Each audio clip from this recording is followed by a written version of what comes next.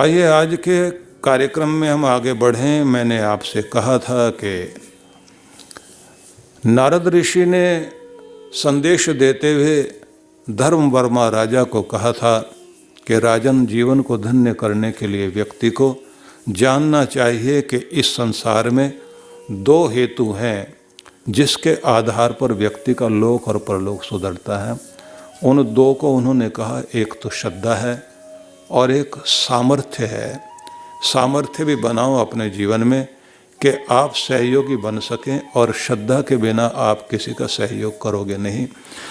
अपने ऊपर भी कृपा करो इस रूप में कि आप अपना सम्मान करना सीखो, खुद की भी इज्जत करो, अपने शरीर की इज्जत करो, अपने परमात्मा की दी हुई चीज़ों को भी सम्मान दो।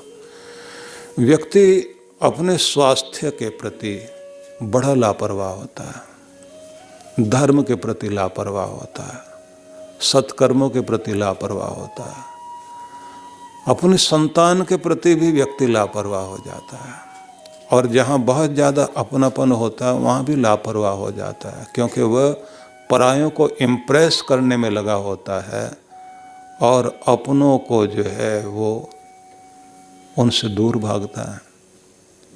उनसे उसको लगता है ये तो मेरे हैं ही हैं, पराये अपने हो जाएं। उल्टा हो जाता है, पराये तो पराये रहते हैं, अपने भी दूर होने लग जाते हैं। इसलिए सबसे पहले तो व्यक्ति को स्वयं पर ध्यान देना चाहिए। स्वयं के प्रति प्यार करने वाले लोग इस बात का ध्यान रखते हैं कि मैं खुद का दुश्मन ना बनूं। खुद के दुश्मन वो लोग होते हैं, कुछ भी खाएंगे, कैसे भी रहेंगे, कैसे भी यूज करेंगे। दूसरे की दी हुई गाड़ी है, हमने चलानी है, मांग कर लाए गाड़ी। एक तो वो व्यक्ति है कि आदमी सोचता है कि दूसरे से मिली है तो बहुत सावधानी से चलाओ, वापस लौटानी है। एक वो होता है कि अपनी हो तो दर्द हो, दूसरे की है गाड़ी चलाओ कैसे भी।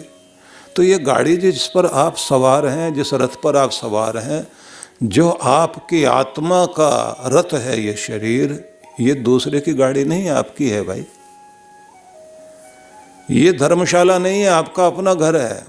इसके साथ अत्याचार करने का मतलब जैसे कैसे भी चल जाएगा। आपके बच्चे आपके अपने हैं, आपका अपना रूप है, आपका प्राण है, आपका आत्म रूप है वो। उनके प्रति अगर आप अवहेलना करते हैं तो ये समझ लीजिए फिर किसके लिए जी रहे हो। उसके बाद कहा जाता है कि जैसे खुद के साथ व्यवहार करते हो और जैसे अपनी संतान के साथ व्यवहार करते हो, जैसे खुद के लिए चाहते हो और जैसे अपनी संतान के साथ व्यवहार चाहते हो, बस वैसा समाज के साथ, प्राणी मात्र के प्रति व्यवहार शुरू कर दीजिए। इसको धर्म कहा गया। तो ये दो कारण माने गए, सामर्थ्य भी बनाओ और श्रद्धा भी बनाओ, कि इसके आधार पर तुम आगे बढ़ोगे। और फिर आगे कहा षड अधिष्ठानम, और 6 इसके वो स्थान हैं जहाँ पर ये शक्ति रहती है, जिसको आप कहते हैं आत्म कल्याण के लिए धर्म का मार्ग, उसके लिए श्रद्धा और सामर्थ्य, ये 2 उसके हेतु माने गए। 6 उसके स्थान कहे गए हैं, धर्म, अर्थ, काम, लज्जा, हर्ष और भय। उसके बाद में कहा गया कि प्रत्येक व्यक्ति को 6 अंग भी जान लेने चाहिए कि तुम्हारे अध्यात्म के ये 6 अंग हैं, जिसमें कल आपको बताया था। इसके 2 फल बताए गए हैं। इसके 2 फल हैं, इहलोक और परलोक। 2 का रिजल्ट आपके सामने आएगा कि लोक भी सुधार ले व्यक्ति और परलोक को भी सुधार ले। एक पंख से पक्षी नहीं उड़ पाएगा और एक पहिए वाली साइकिल नहीं चल पाएगी। एक टांग से चलना मुश्किल होता है। जीवन में दोनों चीज़ें ही चाहिए। इसलिए जिनकी दूसरी टांग नहीं होती वो बेचारे भले लकड़ी का सहारा लें, कुछ भी लें, वो टांग वाला सहारा तो लेते हैं, क्योंकि चलने के लिए ज़रूरी है। ऐसे कहते हैं अधूरा जीवन नहीं जियो, लोक भी सुधारो और परलोक भी सुधारो। लोकसभा के सदस्य तो आप बनने की कोशिश कर ही रहे हैं, परलोक सभा के भी बन जाइए। और परलोक को सुधारने का तरीका क्या है, तो उसको आगे कहा गया है कि उसके लिए फिर 4 प्रकार हैं। जो आगे कहा ना, चतुष्प्रकारम त्रिविधम त्रिनाशम दानम उच्यते। आपके इस अध्यात्म की, धर्म की प्रगति के लिए कहा गया है कि इसके 4 प्रकार हैं। अब उन 4 प्रकारों में पहला कहा गया ध्रुव, और दूसरा कहा गया है त्रिक, तीसरा काम्य कहा गया, और चौथा कहा गया है निमित्त। ये 4 प्रकार हैं। अब आप लोग सोचेंगे कि ध्रुव क्या है? एक अटल चीज जो आपको आगे तक के लिए भी सुखी करेगी। मतलब ये एक ऐसी चीज बना दीजिए कि आपका पुण्य उससे बढ़ता रहे, और ऐसा बढ़ता रहे कि भले ही शरीर छूट जाए, आत्मा दूसरे किसी शरीर को धारण करने के लिए जाए, लेकिन आपका सौभाग्य आपका पीछा ना छोड़े। इसको कहते हैं ध्रुव। ध्रुव जो है उसमें कुछ चीज़ें ऐसी मानी गई, उदाहरण दे दिया गया कि तालाब बनवा दिया, बाग लगवा दिया, कुआं खुदवा दिया, धर्मशाला बनवा दी, कोई भी गुरुकुल बनवा दिया, कोई हॉस्पिटल बनवा दिया, कोई मंदिर बनवा दिया, कोई ऐसी चीज़ करवा दी जिससे जन जन को बहुत बहुत लाभ होता रहे, और आप भले ही रहें न रहें लेकिन पीछे आपका वो शरीर जरूर रहे, जिसको कीर्ति का शरीर कहते हैं, जिसको यश का शरीर कहते हैं, कि उसका यश आज भी चमक रहा है, वो आज भी है। जब आप जो है अहिल्याबाई होलकर के इंदौर को देखें तो वहाँ तो उनका पता लगता ही है कि एक महारानी थी यहाँ, लेकिन जिस समय काशी में जाएंगे तो वहाँ काशी में भी उनके द्वारा बनाए गए धर्मस्थल दिखाई देंगे कि एक महारानी दुनिया में थी, धर्म करके गई। अगर राजा हरिश्चंद्र का घाट दिखाई देता है जहाँ पर उनके जीवन की वो अद्भुत परीक्षा हुई थी, जिससे कहा जाता धर्म में टिकना आसान बात नहीं है, लेकिन जो इस परीक्षा में पास हो जाता है उसकी जीवन की स्थिति क्या हो जाती है। राजा हरिश्चंद्र का नाटक देखने के बाद में बाल्यकाल में महात्मा गांधी इतने प्रभावित हुए थे, उनके जीवन में राजा हरिश्चंद्र का सत्य का आग्रह जुड़ गया कि सत्य की जिद भी करना सीखो। तो अगर राजा हरिश्चंद्र का नाम दुनिया में है तो फिर उस महारानी का भी नाम है, जिसने अपने जीवन से कमाया बहुत और महल भी रह गए दुनिया में यहीं, लेकिन कुछ ऐसा कर गई कि आज भी उसकी कीर्ति दुनिया में है। भामाशाह का नाम इसीलिए दुनिया में आता है। कर्ण दुर्योधन के साथ रह करके अपमानित जरूर हुआ, लेकिन उसका जो दान था ना, उसका जो सहयोग, और वो जो दुनिया में कुछ अच्छा कार्य करता था, उसको कहते थे रश्मि रथी था। वो रश्मि रथी सूरज को कहते हैं, और सोने के रथ वाला भी था, सोना ही दान करता था, और कहते हैं उसी आधार पर उस आदमी की गति हुई। तो सार में हम ये कहें कि ऐसी कोई चीज़ बनाई जाए जिस चीज़ का मतलब होता है कि एक दान तो अभी दिया, जैसे मासिक सहायता लोग करते हैं, तो उसका मतलब है कि गुजारा निर्वाह अच्छी तरह से चलता चला जाए। दूसरी चीज होती है वार्षिक दान। तो ऐसी कोई चीज बने आपके देने से कि जिससे आपकी अचल संपत्ति भी बनती चली जाए। जब प्रवाह चल रहा होता है, लक्ष्मी का आगमन हो रहा होता है, तो उस समय लक्ष्मी जो है चल रूप में आती है, और जब व्यक्ति उसका दान धर्म सत्कर्म करने लग जाता है तो फिर लक्ष्मी जो है अचल रूप में घर में स्थापित होती है। और अगर कभी दुर्भाग्य आ जाए तो फिर ये ध्यान रख लेना, चल संपत्ति तो रुक जाती है, पैसे की आमदनी बंद, घाटा होना शुरू। अब वो जो आपने किया हुआ था उसके कारण आपके पास अचल संपदा है, वो सामने आके खड़ी हो जाएगी कि तेरे दुर्भाग्य में लड़ने के लिए मैं हूँ सामने।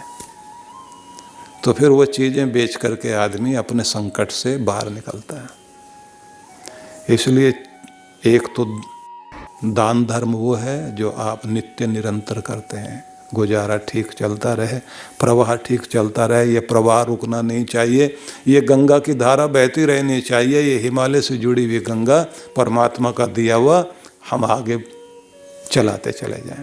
इसलिए मैं ये बात कहना चाहता हूँ कि जिनके यहाँ देने की परंपरा है उनके घर में लक्ष्मी आज भी किसी न किसी रूप में अपनी कृपा करती रहती है, उनकी पीढ़ियों तक आगे कृपा चलती रहती है। तो इसलिए ये ध्यान रख लीजिए कि एक होता ध्रुव। ध्रुव का मतलब है कि ऐसा कोई चीज बना जाओ। मैंने देखा है, एक सज्जन थे, महेश्वरी थे। वो महेश्वरी लोग जो हैं वो सारे के सारे कहलाते हैं कि महेश्वर से हैं, शिव को मानने वाले लोग। महेश्वरी उसी आधार पर वंश चला, किसी समय उसकी भी चर्चा होगी। तो सार में मैं आपको ये कहना चाहता हूँ कि कोई भी इस तरह का किया गया धर्म जिसके द्वारा आप कोई अच्छी चीज़ बना देते हैं। मैं एक सज्जन के बारे में बता रहा था कि वे अच्छे व्यापारी होने के बाद भी जीवन में एक समय ऐसा आ गया कि उन्होंने, उनके बच्चे जो है वो विदेश में जाके बैठ गए, वहाँ व्यापार करने लग गए। इनके पास में बेचारों के बहुत थोड़ा सा कुछ रह गया। तो इन्होंने अपने जीवन को ठीक बिताने के लिए हरिद्वार में जाकर के अपना स्थान एक बना लिया, अपने गुरु के आश्रम में रहने लग गए। अब उसके बाद में इनको लगा कि अब मेरी उम्र बीत रही है, क्योंकि मोह ममता तो मैंने कम कर दी है।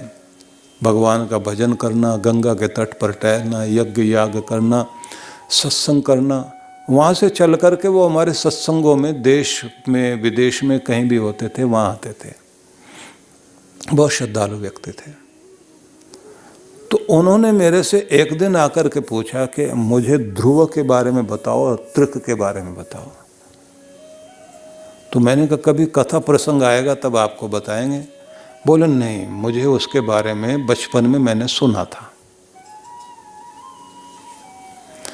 तो मैंने कहा एक तो वो नक्षत्र है जो ध्रुव तारा बन गया, और एक ध्रुव वो था जिसने भक्ति में वो दृढ़ता प्राप्त की, छोटी सी आयु में जाकर के वन में तपस्या की, नारायण भगवान को प्रसन्न किया, और फिर बाद में वो महाराजा भी बने।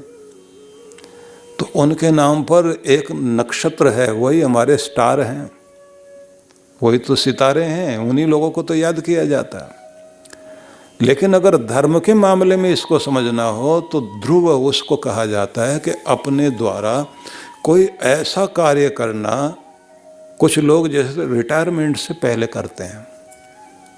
अपने बच्चों को भी जो बांटना था बांट दिया, अपने लिए भी संभाल करके रख लिया कि जिससे अपना काम चले। फिर साथ साथ में जो है कुछ ऐसी राशि रख लेते हैं कि ये मैंने धर्म कर्म करना है। उस धर्म कर्म में फिर वो ध्रुव को लेकर आते हैं। वो ध्रुव क्या होता है, कहीं गुरुकुल का कोई कमरा बना दिया या कोई ऐसी राशि रख दी कि उस राशि में से जो ब्याज आएगा उससे जो बच्चा सबसे ज़्यादा अच्छे नंबर लेकर के आएगा तो उसको और अच्छा आगे पढ़ने के लिए उसमें से जो ब्याज आएगा उससे छात्रवृत्ति दी जाएगी। तो 5 बच्चों को, 10 बच्चों को, 1 बच्चे को, जिसको भी जितनी राशि उसमें से आ जाए तो वो एक तरह का छात्रवृत्ति हो गई, स्कॉलरशिप हो गई, जिसको उर्दू में वजीफ़ा बोलते हैं, कि वो दिया जाए। तो अब उनकी वो राशि जो है वो तो एफडी हो गई, फिक्स डिपॉजिट हो गया। अब जब तक भी वो राशि रहेगी, आदमी रहे ना रहे, उसका ब्याज जो आता रहेगा, विद्यार्थी पढ़ते रहेंगे, उनका कल्याण होता रहेगा। कुछ लोग इस तरह का काम कर देते हैं कि अपनी राशि जमा करा के रख देते हैं संस्थान में, और कहते हैं इसमें से जो भी ब्याज आएगा उस ब्याज से ऐसे किसी गरीब रोगी का जिसका कोई और सहारा ना हो और उसको अगर दवाई देनी पड़ जाए या उसका कोई ऑपरेशन करने में कहीं ज़रूरत पड़ जाए तो इस राशि से उसका ऑपरेशन करवा देना, जिससे वो ठीक हो करके अपने घर जाए। अब सेठ जी तो मर गए, लेकिन उसके बाद भी उनकी कीर्ति कहें या उनके द्वारा जो धर्म का एक यज्ञ चलाया था उन्होंने, उनकी राशि से जो कार्य हो रहा है वो चल रहा है लगातार। तो इसको कहते हैं ध्रुव। तालाब बनवा दिया था, कुआं खुदवा दिया था, बाग लगवा दिया था। सड़क के किनारे लोग करते हैं ना, सड़क के किनारे राजमार्ग पर छोटी सी जमीन के हिस्से में वहाँ कुछ पेड़ लगवा दिए, फल वाले छायादार वृक्ष लगा दिए, वहीं पर जो है पानी का इंतजाम कर दिया। लोग वहाँ आकर रुकते हैं, पानी वानी पीते हैं और जाते हैं। छोटे से पत्थर पर सेठ का नाम सेठ दीवानचंद लिखा हुआ तो ऐसा जो कार्य होता है उसको ध्रुव कहते हैं। उन्होंने सुना, सुनने के बाद बोले बस यही मैंने सुना था, लेकिन आगे ध्रुव त्रिक भी तो होता है। मैंने कहा त्रिक उसे कहते हैं जो व्यक्ति के भूत भविष्य वर्तमान तीनों में लाभकारी बनकर चलता है। बोले वो क्या होता है? मैंने कहा उसे नित्य दान बोलते हैं। तो बोले नित्य दान करने लायक तो रहा नहीं अब मैं, अब तो मेरी इच्छा ये है कि मैं ध्रुव वाली कोई चीज करूं। और वो बेचारे चले गए। चले जाने के बाद में उनका बहुत समय के बाद में एक पत्र आया जिसमें लिखा कि मैंने बड़ौदा में एक स्थान पर हॉस्पिटल में एक बड़ी चीज बनवा दी है। अब उसमें से जो भी कुछ वहाँ पर लोगों को लाभ हो सकेगा, क्योंकि उनके लिए जो मरीज आते हैं वहाँ ठहरने के लिए स्थान नहीं था, तो वहाँ पर मैंने वो जगह भी बनवा दी है, राशि भी कुछ जमा करा दी है। तो जो कुछ भी उसमें से ब्याज आता रहेगा, किसी न किसी गरीब का भला होता रहेगा। और साथ में लिखा हुआ था, क्योंकि बड़ौदा के ही एक आदमी थे जिन्होंने मुझे बिजनेस करना सिखाया था। तो मैंने कहा अब तो राजस्थानी है, तो बड़ौदा में आप पहुंच गए। मैंने उनको उत्तर लिखा था, तो उनका फिर पत्र आया, तो उन्होंने क्या बताया? बोले मेरे लिए वो जगह कीमती हो गई जिस आदमी ने मुझे बिजनेस करना सिखाया, पांव पर खड़ा होना सिखाया, मैं उसको कभी भूलता नहीं हूँ। और मैंने वहाँ पर उन्हीं का नाम लिखवाया, अपना नहीं लिखवाया। मैंने कहा निवेदक में कहीं लिख देते। बोले वो भगवान याद रखे। साथ में उन्होंने कहा कि क्या मुझे उसका कोई लाभ होगा? मैंने कहा वो लाभ जो है यहाँ भगवान देख करके थोड़ी पढ़ते हैं, वो तो आपका नाम वहाँ लिखा गया ना। भगवान के पास भी तो एक अपना रजिस्टर है। नकली सेवा करने वाले और असली सेवा करने वाले दोनों का रजिस्टर वहाँ, नकली वाले यहाँ दिखाई दे सकते हैं लेकिन असली वाले तो वहीं दिखाई देते हैं। तो इसलिए कहा गया है कि ये 4 प्रकार माने गए हैं। एक को कहा गया है ध्रुव, कि तुम्हारा देना ऐसा होना चाहिए कि अटल बन जाए। वो जो अटल दान हो गया आपका, कोई सदा के लिए चीज बना दी गई, तो उसको ध्रुव कहा गया है। और जो नित्य प्रति आप अपना सहयोग करते हैं, जैसे हम लोग जब दीक्षा लेता है कोई, तो उसको एक बात कहते हैं कि हर दिन आपने कम से कम एक काम सेवा का जरूर करना है। नहीं कुछ कर पाओ तो कम से कम किसी को रास्ता पार करा दो। कहीं पड़ा हुआ कांच का टुकड़ा, कोई पत्थर का टुकड़ा, कोई ऐसी चीज़, कोई गड्ढा जिसमें किसी को चोट लग सकती है, उसे ठीक कर दीजिए। आप केले के छिलके को उठा करके किनारे रख दीजिए, आपकी सेवा हो गई। और अगर ये भी नहीं कर पाते तो एक जग उठा करके पानी का भर के किसी पेड़ में, पौधे में डाल दीजिए, कम से कम आपकी हाजिरी तो लग जाए। और 24 घंटों में 24 मिनट के लिए परमात्मा के लिए आप समय जरूर निकालिए। अगर उसने 24 घंटे आपको दिए तो 1 घंटे में से 1 मिनट तो भगवान को दे सकते हो। तो बहुत सारी चीज़ें बताई जाती हैं कि ये तुमने जो है, तुम अगर दीक्षित हो रहे हो तो तुम्हारे लिए ये कर्तव्य है। बहुत सारी चीज़ें बताई जाती हैं कि ये तुमने जो है, तुम अगर दीक्षित हो रहे हो तो तुम्हारे लिए ये कर्तव्य है। तो इसको कहा जाता है नित्य प्रति कुछ करना। एक है काम्य और एक है निमित्त। तो काम्य कहा जाता है विजय की कामना के लिए, संतान के लिए, स्त्री के लिए, कुछ धन प्राप्त करने के लिए, किसी भी निमित्त जो कुछ भी आप जो है दान पुण्य सत्कर्म करते हैं, उसको काम्य कहते हैं। और निमित्त जो है नैमित्तिक कहलाता है। वो निमित्त में जो है फिर यही हो जाता है, जैसे संक्रांति आ गई, ग्रहण का समय आ गया, पुण्य काल जो होते हैं, कोई इस तरह के अवसर होते हैं जिसमें आदमी जो है अपनी तरफ से दान पुण्य किया करता है। इस तरह की सारी चीज़ों को जो है निमित्त कहते हैं, नैमित्तिक कहते हैं। कि ये 4 प्रकार हैं। चतुष्प्रकारम त्रिविधम और फिर कहा गया कि इसके 3 भेद हैं। 3 भेदों में कहा गया एक उत्तम है, एक मध्यम है, एक कनिष्ठ है। उत्तम व्यक्ति वो जो होते हैं जिन लोगों के पास में सात्विकता भरी भी होती है, दे करके छिपाना, किसी के सामने ज़्यादा शोर नहीं मचाना। और दूसरे मध्यम होते हैं जो सोचते हैं कि मैं करूं, मेरे बच्चों को भी पता लगना चाहिए, घर वालों को पता लगना चाहिए, औरों को पता लगना चाहिए, जिसका मतलब ये होता है कि कम से कम उनको भी तो प्रेरणा मिले। और तीसरे होते हैं जो कनिष्ठ कहलाते हैं, वो लोग हैं कि जहाँ पर कोई ताली वाली बजाने वाला, नाम बोलने वाला, माइक पर नाम पुकारने वाला मिल जाए तो थोड़ी बहुत प्रशंसा होती हो, तो ऐसी जगह जा कर के सेवा सहयोग करता हो तो कहा जाता है कि दिया तो उसने भी है। तो ये सबको सत्कर्म कहा गया। और 3 कहे गए इसके नाश के हेतु हैं। 3 कारण से ये किया कराया आदमी का खराब हो जाता है। वो तीनों को कहा गया है ये विनाशक हैं। सबसे पहले तो कहा गया कि जो दे रहे हो अगर उसमें अश्रद्धा से दे रहे हो, श्रद्धा नहीं, श्रद्धाहीनता में देना, किसी को गया गुजरा दुखी दीन समझ के चलो दे दो इसको, लेकिन अंदर भावना नहीं है। फिर भी ये बात ध्यान रख लीजिए कि दिया हुआ काम आएगा जरूर, पर अगर श्रद्धा से दे दिया गया तो श्रद्धा से दिया गया तो कहते हैं उसकी 10 गुना ताकत बढ़ जाती है।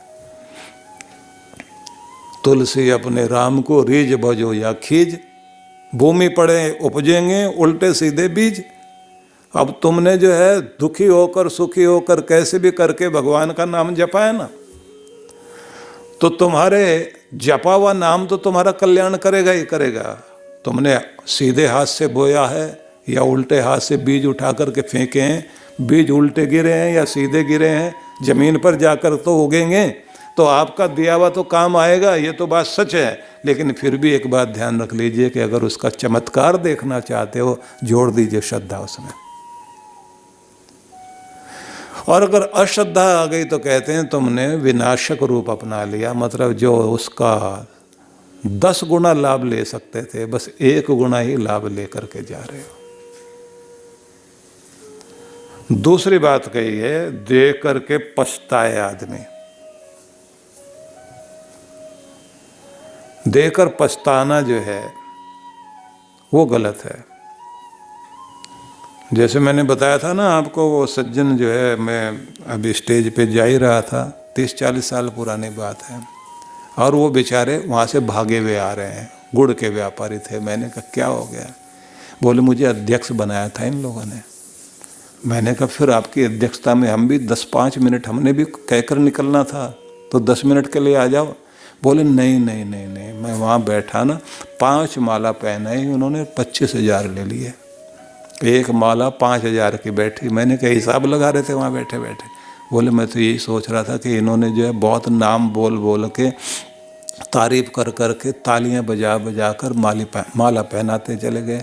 उसके बाद में जो है 50,000 से शुरू किया था, तो मैंने भी कम करते करते 25 पे आकर टिका कि बस 25 ही दे सकता हूँ। 25,000 मैंने दे दिया। तो उसके बाद फिर मुझे ये लगा कहीं ऐसा ना हो अगली बार और ताली बजवा दे तो मेरे 25 के और 50 ना हो जाए। मैं तो उठ के भाग आया। मैंने कहा पर कोई अच्छे काम के लिए दिया नहीं दिया? बोले काम तो अच्छा था, लेकिन मुझे तो वही ध्यान आ रहा था कि कहीं और ना देना पड़ जाए। दिए हुए में जब आदमी पछताता है तो समझ लीजिए उस दिए हुए का लाभ नहीं है। इसलिए देने में भी एक बड़ी अद्भुत बात है। कहते ना हाथ में लेकर के, और उस समय प्रियंताम धर्मराज ये बोलना होता है, धर्मराज प्रसन्न हो, मेरी भेंट को स्वीकार करो। और अपने इष्ट देव को भी कहना होता है त्वदीय वस्तु गोविंद तुभ्यमेव समर्पय, मेरे गोविंद तुम्हारा दिया हुआ तुम्हारे लिए ही समर्पित कर रहा हूँ। और फिर मन में बनाना होता है कि ये इस भूमि में परमात्मा के बाग में, उसके बगीचे में मैं ये कुछ फूल या ये बीज बो रहा हूँ जो मेरे परमात्मा के द्वारा दिए गए थे, ये उगे बढ़े और इसका लाभ संसार को हो, और उसकी सुगंध और उसके ऊपर से आती हुई कृपा की किरणें अपने अंदर महसूस करें, क्योंकि वो बोया आपने वहाँ है, फल आपकी तरफ आ रहे हैं, क्योंकि वो किसी का उधार बाकी नहीं रखता, भगवान लौटाता है, आपका दिया हुआ आपकी तरफ आया करता है। तो इसलिए देख करके पछताना। और तीसरी चीज कही गई है, कुपात्र को देना, गलत जगह दे देना। गलत बात वो होती है कि जब कहते हैं ना कि सहरा में कलियां तरसती रही और समंदर में बादल बरसता रहा, वहाँ बादल जाके बरस रहा है जहाँ समुद्र में पहले ही बहुत सारा पानी है, और जहाँ रेगिस्तान में जो है वो कलियां जो फूल बनकर मुस्कराती और दुनिया को सुगंध लौटाती, वहाँ पर जो है वो पानी के प्यास में तड़प कर वहीं के वहीं सूख गई, वहाँ 2 बूंद भी गिर जाते। ये जो ड्रिप इरिगेशन की परंपरा चलती है ना, जो ये भी इजरायली लोगों ने दी थी कि रेगिस्तान को भी हरा भरा करने के लिए बूंद बूंद दो भले। तो पौधे के जड़ में कुछ कुछ बूंदे पानी की गिरती जाती हैं और उसी से जो है वो हरा भरा होता जाता है, ज़्यादा पानी देने की जरूरत नहीं पड़ती। सही जगह पर 2 बूंद भी दे दिया जाए तो वो किसी सागर से कम नहीं है। तो इसको माना गया है कि ये है वह प्रकार।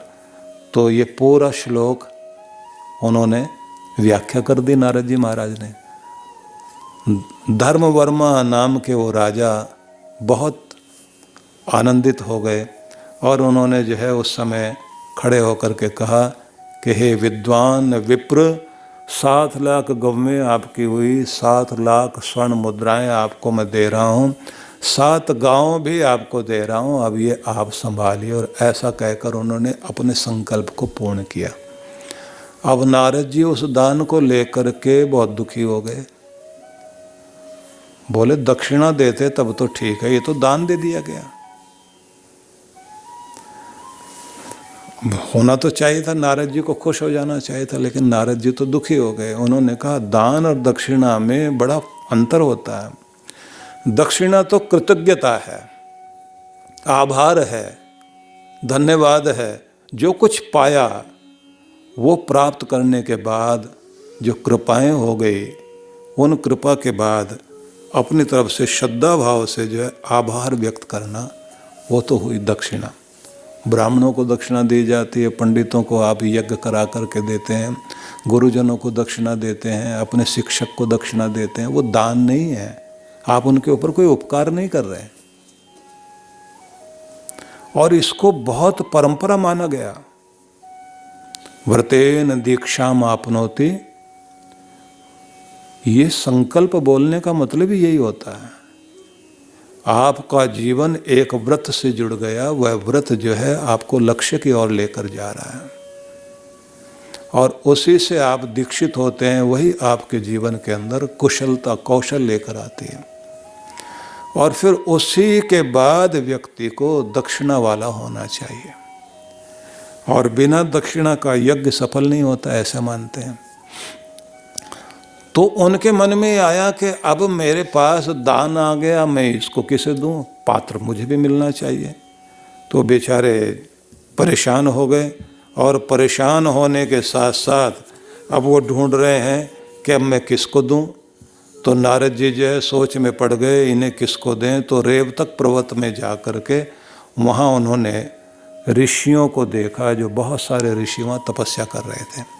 उनसे जाके उन्होंने कहा महाराज मैं यहाँ आया हूँ और ये मेरे पास में इतनी सारी गवें, इतनी सारी जो है 7 लाख गवें और 7 लाख स्वर्ण मुद्राएं हैं, 7 गांव हैं, ये सब मुझे दान में मिल गया है और मेरे सिर पर ये भार पड़ा हुआ है। बादल को बरसना पड़ता है जब तक वो समुद्र से जल लेकर के आ तो गया है, बरसेगा नहीं तो उसका चेहरा काला बना रहेगा। बरस जाएगा तो वो स्वच्छ हो जाएगा और उसके बाद में उसकी अपनी महिमा होती है, मौसम बदल जाता है। तो मेरा भी मौसम बदलना चाहिए, मैं तो सिर पे भार लेके घूम रहा हूँ। मैंने तो उनकी शंका का समाधान किया था, ज्ञान उनको मिल सके। अब मैं भी अगर आगे देना चाहता हूँ तो ऐसे दे नहीं सकता हूँ, क्योंकि पात्र को देना पड़ेगा। तो मेरे 12 प्रश्न हैं, इनका कोई उत्तर देता हो तो फिर मैं ये दक्षिणा देना चाहता हूँ, मतलब ये जो मेरे पास दान है इसको मैं आगे देना चाहता हूँ। तो जैसे उन्होंने ये कहा तो एक ऋषि थे बैठे हुए, उन्होंने कहा भैया हम लोग तपस्या में लीन हैं, भक्ति कर रहे हैं, यहाँ जो है कोई बालक वालक बैठा होगा ना बाहर, जिस समय हम लोग मनोविनोद में होते हैं उनके साथ हंसते बोलते हैं, तो उस समय उनको जो ज्ञान मिलता है उसके आधार पर कोई ना कोई बालक ऐसे प्रश्न जो आपके हैं उनका उत्तर वो दे देगा। तो नारद जी बोले मेरे प्रश्न तो बहुत भारी हैं।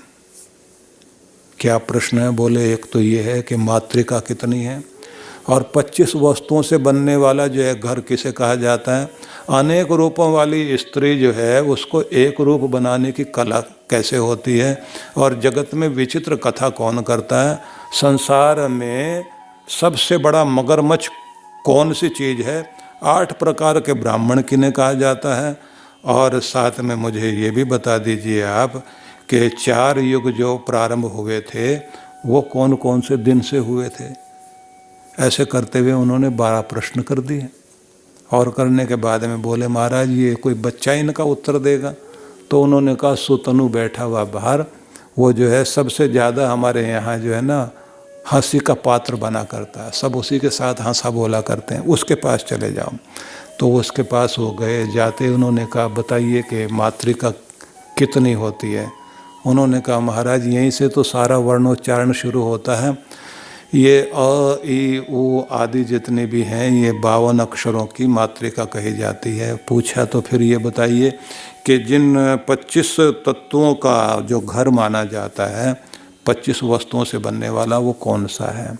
बोले ये जो जिसमें तुम रह रहे हो शरीर, इसको कहते हैं। अब उन्होंने कहा कि फिर अगला प्रश्न मैं करता हूँ, अनेक रूप वाली जो स्त्री है उसको एक रूप बनाने की कला क्या होती है? बोले अनेक रूपों की बुद्धि होती है, जिसके साथ में मिल गए वैसी बुद्धि हो जाती है। राक्षस के साथ जाके चले जाओ तो राक्षस बना देगा, भोगी के साथ बैठो तो भोगी बना देगा, रोगी आपको रोग वाली बुद्धि सिखा देगा, योगी के साथ बैठ जाओ तो योगी हो जाएगा। अनेक रूपों वाली स्त्री तो यही है। बोले एक रूप वाली कैसे होती है? बोले इसका विवाह करा दीजिए धर्म के साथ में, तो फिर ये एक रूप वाली हो जाती है, और फिर जो है व्यक्ति का कल्याण हो जाता है। सुनते नारद जी बहुत प्रभावित हुए। बोले महाराज थोड़ा सा कुछ और आगे बता दो। बोले ये दुनिया जो बिगड़ी हुई है इनकी अनेक रूप वाली बुद्धि है। अच्छा भला घर में पला था बच्चा और उसको जो है पड़ोसी ने बहका दिया, अपने घर वालों के साथ लड़ाई लड़ने लग गया। जो बच्चा जो है इतना प्यारा बुद्धि वाला था कि माँ के आसपास चक्कर काटता रहता था, शादी हो जाने के बाद में अपनी पत्नी के आसपास चक्कर काट रहा है, और उसके बाद में अपनी माँ को भूल जाता है कि बुद्धि बदलती रहती है, अनेक रूप वाली बुद्धि होती है। नारद जी बोले मैं समझ गया। बोले महाराज पूरा जगत देख लीजिए ना, आपको समझ में आ जाएगा। लोग बुलक्कड़ हैं, और नारद जी की बात जो उन्होंने प्रश्न पूछे थे तो वो भी मुस्कुराने लग गए, और सुतनु जो है उनको उत्तर देता चला गया, उत्तर देता जा रहा है, तो उसी के साथ में उनको ध्यान आने लग गया, क्योंकि विदुर जी ने एक बार कहा था तो नारद जी ने वो भी सुना था कि ये भी तो कितनी विचित्र बात है कि विवाह हो जाने के बाद कोई भी लड़का किस तरह से माँ को भूल जाता है, जैसे पढ़ने के बाद विद्यार्थी अपने टीचर को भूल जाता है, और ठीक हो जाने के बाद रोगी अपने डॉक्टर को भूल जाता है, शादी हो जाने के बाद लड़का अपनी माँ को भूल जाता है। कि लोगों की बुद्धि बहुत ही विचित्र है, और अगर काम पूरा हो जाए किसी का तो फिर भगवान से भी क्या मतलब, बाद में मंदिर में चले जाएंगे। आदमी की स्थिति ऐसी, मतलब निकल गया, उसके बाद में इज्जत मान सम्मान सब कुछ छोड़ने लग जाता है। अनेक रूपों की बुद्धि होती है व्यक्ति की, लेकिन ये बात जरूर है उस बुद्धि की शादी हो जाए धर्म के साथ में तब फिर ऐसा धार्मिक व्यक्ति, उसकी बुद्धि जो ठहर जाती है, वो कभी भी किसी की बात सुनने के बाद विचलित नहीं हुआ करता। सुतनु जैसे जैसे बोलता चला गया, महाराज आगे और प्रश्न कर रहा हूँ मैं, उनका उत्तर भी तो दो। संसार में जो है विचित्र विचित्र कथाएं कौन करते हैं? बोले ये जो पंडित लोग होते हैं ना, बैठकर विद्वान लोग, ये ऐसी ऐसी कथाओं की रचना करते हैं, सुनने के बाद में आदमी का मन जो है उसी में रमा रहता है और कहता और सुनाओ। नारद जी बोले तो फिर एक और बात बता दीजिए कि किसी तालाब में बहुत बड़ा मगरमच्छ रहता हो, तो इस दुनिया में भी कोई मगरमच्छ रहता है कि जो आदमी को पकड़ ले और उसके बाद छोड़े नहीं? और जितना जितना वो काटे और खाए उतना उतना और बड़ा होता जाए। तो सुतनु हंसा और हंस करके बोला, महाराज प्रश्न को उतना ही रहने दो और उत्तर सुन लो। लोभ ही एक ऐसी चीज है, लोभ कभी भी घटता नहीं है, बढ़ता जाता, निगलता जाता, निगलता जाता, निगलता जाता। पूरे संसार का ग्रह मगरमच्छ यही है। अब नारद जी और सुतनु की दोनों की जो है चर्चा हो रही है और उधर जो है मजा ले रहे हैं ऋषि मुनि लोग बैठे। कि ये जो आए थे बड़ा ज्ञान व्यान की बात कर रहे थे, एक छोटा सा बच्चा ही बैठ करके इनको जिस तरह से सिखा समझा रहा है तो आनंद आ रहा। तो उन्होंने उसके बाद में फिर ये कह दिया कि एक बात बताओ, अब मैं तुमसे एक गहरा प्रश्न करूँगा। 8 प्रकार के ब्राह्मण कौन होते हैं? उन्होंने भी देखा कि इतने सारे ऋषि मुनि बैठे हुए हैं, तो इन सबको जो है मैं थोड़ा ऐसा प्रश्न भी कर दूं कि इनका ध्यान भी जाए। तो नारद जी ने जैसे ये प्रश्न किया तो सुनने के बाद सुतनु ने कहना शुरू कर दिया, महाराज 8 तरह के ब्राह्मण वो होते हैं। पहला तो वह है जिसको मात्र कहते हैं। मात्र वह है जो ब्राह्मण कुल में जन्म तो ले लिया, संस्कार नहीं है, विद्या विहीन है, और अगर थोड़ा बहुत पढ़ता लिखता भी है तो एक तो होता सा विद्या या विमुक्त है, और एक वो होता है जो कहता है सा विद्या या नियुक्त है। नियुक्ति हो जाए, कहीं नौकरी मिल जाए, बस काम चल जाए, इतना पढ़वा दो बस आप तो हमें। बोले बस ऐसा जो है ना, जो नियुक्ति की बात करता हो, मुक्ति की बात ना करता हो, खुद का दुख छुड़ाए, दुनिया का दुख छुड़ाए, तब तो व्यक्ति का जीवन ऊंचा होता है। ब्राह्मण कुल में जन्म ले लिया लेकिन संस्कार नहीं, विद्या विहीन नहीं है, भले ही चतुर्वेदी बन गया, त्रिवेदी बन गया, द्विवेदी बन गया, ना एक वेद का पता, ना 2 वेद का, 4 वेद की तो बात ही क्या। बोले ये हो गए मात्र। और फिर उन्होंने कहा, महाराज आगे आपको नाम ही सुना देता हूँ, श्रोत्रिय है, अनुचान है, भ्रूण है, ऋषिकल्प है, ऋषि है, मुनि है, 8 हैं। नारद जी बोले नहीं, व्याख्या करके बताओ, समझाओ भी तो सही, सिर्फ नाम बता देने से क्या होगा? नहीं तो ऐसे त्रिपाठी बन जाओगे, तिवारी बन जाओगे। अब उन्होंने आगे समझाना शुरू किया और जो समझाया वो बहुत ही प्यारा था। एक से